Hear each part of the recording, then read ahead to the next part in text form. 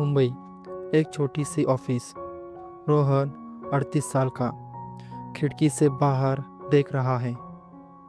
उसकी कंपनी 3 साल में और उसके 6 लोग जो उसके साथ काम करते हैं। सब कुछ वो नहीं था जो उसने सोचा था। एक बार भी पछतावा नहीं हुआ। इस स्टोरी में 2 रोहन हैं। एक 28 साल का जो एक डिसीजन के सामने खड़ा है और डरता है। दूसरा 38 साल का जो वो डिसीजन ले चुका है और जानता है आगे क्या हुआ। एक सवाल, अगर 38 साल का रोहन 28 साल के रोहन से मिलता तो क्या कहता? रोहन 28 साल पुणे में एक आईटी कंपनी में काम कर रहा है। Decent package, stable and safe.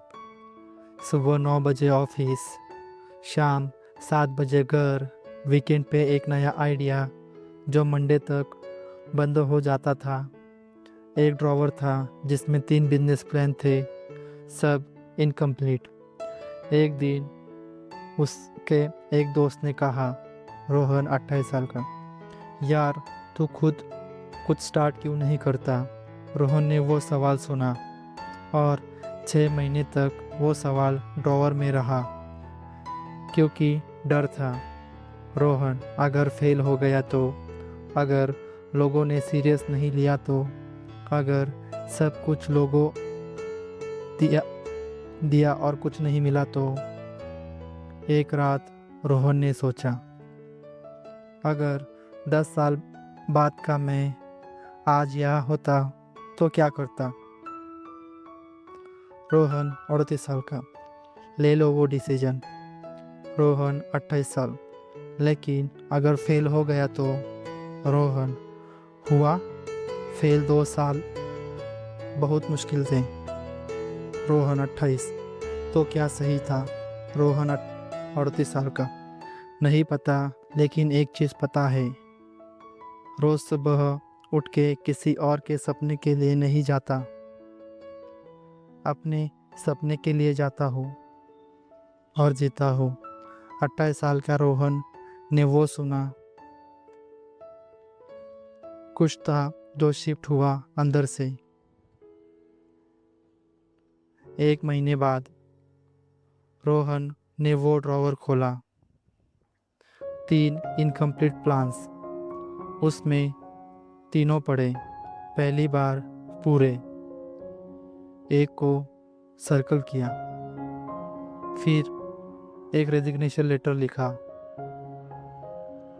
हाथ कांप रहे थे, भेजा। वो रात नींद नहीं आई। अगला दिन पहली बार सिर्फ अपना था। साइकोलॉजी में कहते हैं, courage is not absence of fear. Courage डर के साथ आगे बढ़ता है। रोहन का डर नहीं गया था। वो रेजिग्नेशन लेटर भेजने के बाद भी डरा हुआ था। फर्क सिर्फ इतना था, अब वो डर उसका था, किसी और के सपने का नहीं।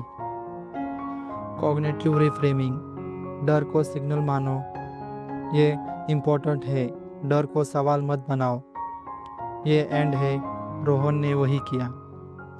डर इसलिए नहीं जाता क्योंकि डिसीजन गलत है, डर इसलिए आता है क्योंकि डिसीजन सच में मैटर करता है। कमेंट में बताओ वो एक डिसीजन जो तुमने अभी तक नहीं लिया क्या है। लिखो सिर्फ एक लाइन। सब्सक्राइब करो थिंकिंग स्टोरीज को।